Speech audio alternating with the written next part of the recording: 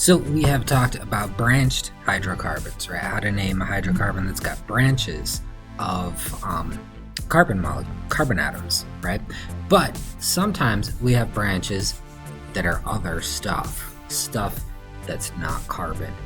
So we're going to take a look at, there's many different possibilities of what this can be. We're not going to talk about every different kind of possibility, but we're going to talk about two kinds of branches that are something other than carbon. We're going to talk about halides and alcohols. So let's go ahead and let's talk about those and see how do we name these things and what do they look like. Okay, sometimes what you're going to see happen in one of these hydrocarbons is that a hydrogen gets replaced by a halogen. Okay, halogens, if you remember, are those elements that are in column 17 of the periodic table. We've got fluorine, chlorine, bromine, iodine, those ones, right? If you take a look at this particular one, right here we have a hydrogen that's been replaced by a bromine. So how would we go about naming a hydrocarbon, like an organic molecule like this? Okay. Well, first, just like most of the other ones, let's start by naming the chain. Right? You can see here I have 3 carbons, and the organic prefix for 3 is prop. We have no double or triple bonds, so this is an alkane. So we're going to end that word. And propane. So my main chain right there is propane. And then to name that branch right there, what we're going to do is we're going to first think about what element is it. This is bromine. And we're going to change the word to bromo. If it were chlorine, we would change it to chloro. Fluorine, we would change it to fluoro. Iodine, we would change it to iodo. Bromine, we change to bromo.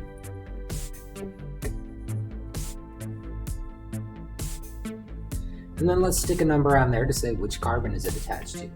It's attached to carbon number 2. So the name of this one would be 2-bromopropane. What happens if I have more than one bromine on there? Okay, well, still just the same. Let's name the main chain.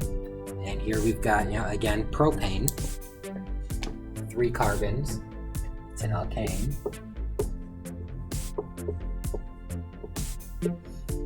Now we have 2 bromines, right? We have 2 bromos. So I'm going to use that non-organic prefix for 2 and call that dibromo. 2 bromine groups. And then we'll put the carbon numbers on there. We'll number them this way. So this is carbon 1, 2, 3. My bromines are in carbon numbers 1 and 2. 1, 2. So we will call that one 1,2-dibromopropane. What does this look like on a skeletal structure? You can see right here a skeletal structure that's got one of these groups on it. Okay. Normally we assume there's a carbon at the end of each line, right? But when we have something else at the end of a line, then it's like there's no carbon there, it's that other thing, right? So here we've got a carbon here, here, here, and here, but at this end of that line there's no carbon. It's telling us instead there's a chlorine. So how would we name this? Well, first our main chain is 1, 2, 3, 4 carbons long. And the organic prefix for 4, bute. There are no double or triple bonds, so it is butane. We have a chloro group, chloro, and it is on carbon number, let's see if we number it this way, it's carbon 1, 2, 3. If we number it this way, it's carbon 1, 2. So carbon number 2. So that one would be 2-chlorobutane. What about one like this where I have 2 different kinds of branches attached to it? Okay. Well, let's see. First, let's name it the chain, the main chain. It is 1, 2, 3, 4, 5 carbons long. So that is pent. There are no double or triple bonds. So it is pentane. And then let's name these branches in alphabetical order. Okay. So the bromine one would be first. So this carbon here could be carbon number 1, 2, 3, or it could be carbon number 1, 2, 3. It's 3 either way. So we're going to put 3 bromo, and then let's name this other chain right here, right? This would be carbon number 2. So 2 fluoro. So we would call that one 3 bromo, 2 fluoro pentane. Another very common type of branch that you'll see is what's called an alcohol group. Okay? The alcohol group is an oxygen and a hydrogen. Okay? Sometimes people will write it like this, just OH right next to each other. Really, it's more accurately represented like that because there's a bond between the oxygen and the hydrogen, but most people understand that there's, a bond between the oxygen and the hydrogen, and so they'll just write OH, just that group right there together.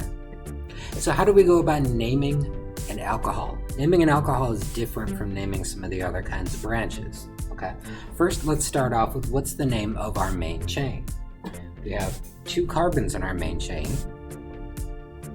That is F, and we have no double or triple bonds there, so it's ethane.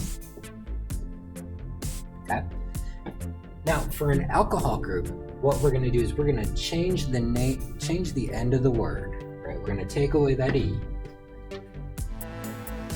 and we're going to add an OL. That OL tells me it's an alcohol group, and we'll put the number of the carbon it comes off of. This could be carbon number 1 if I count that way. It could be carbon number 2 if I count that way. So we want the smallest number, we'll put carbon number 1. So this one we would call 2-ethanol. Okay, here's one that's got more than one alcohol group. Okay, for more than one alcohol group, we're going to have to put a non-organic prefix in the middle of the name of our chain to say how many alcohol groups there are there. Okay. So first let's start with the name of our chain. Again, 2 carbons, no multiple bonds, that's ethane.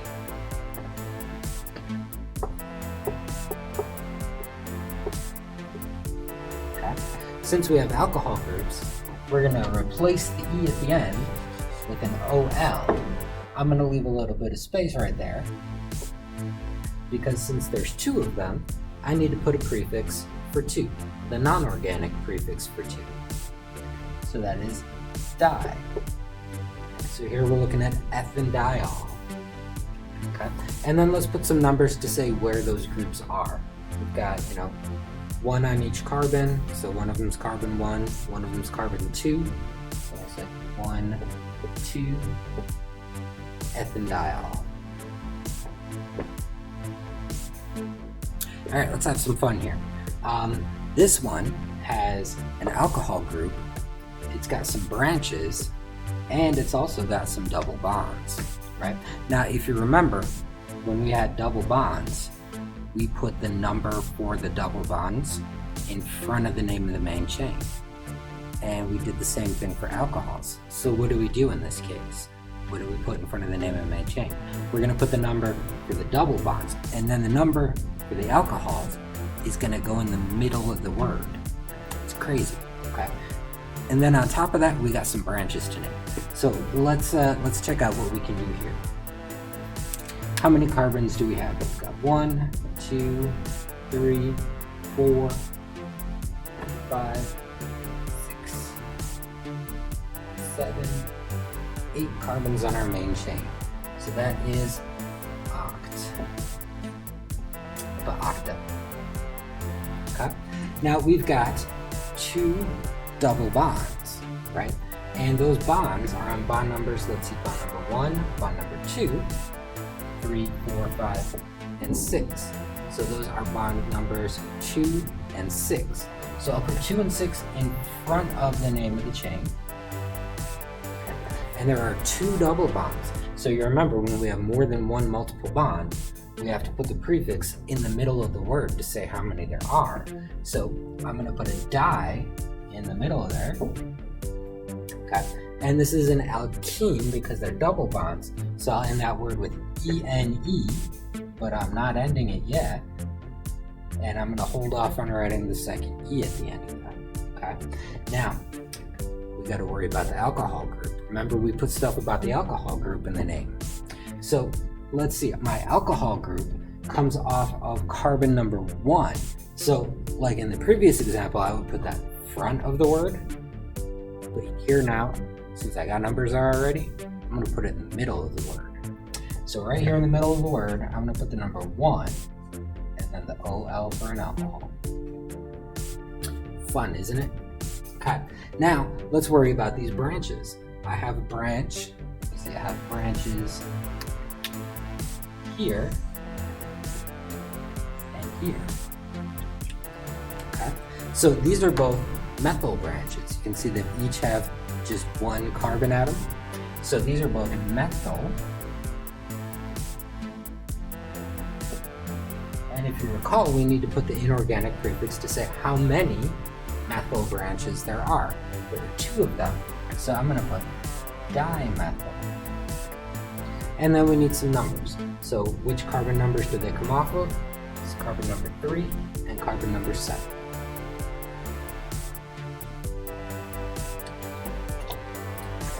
Comma.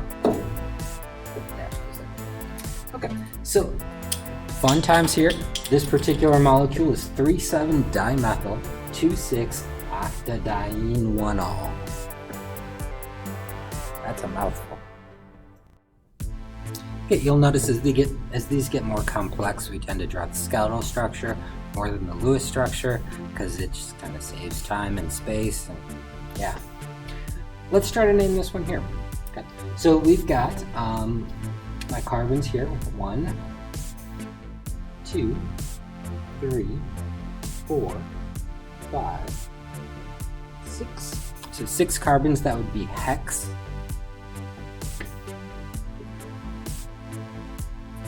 Let's see, we've got a double bond here, and that is on bond number 1, 2, 3. So I'll put a 3 in front of here. I'm gonna write 30 there. 3. Okay, 3. And then since it's a double bond, we'll put an E-N-E. So I'm going to hold off on putting that last E because I know I'm going to replace it with something here for the alcohol group. Okay? The alcohol group is on carbon number 2. Now I can't put the 2 in front because there's already a number there. So I'm going to put it in the middle of the word. 2. And then OL for that alcohol. And then finally, I have a branch here. That is a methyl branch coming from carbon number 3. So I'm going to name that 3.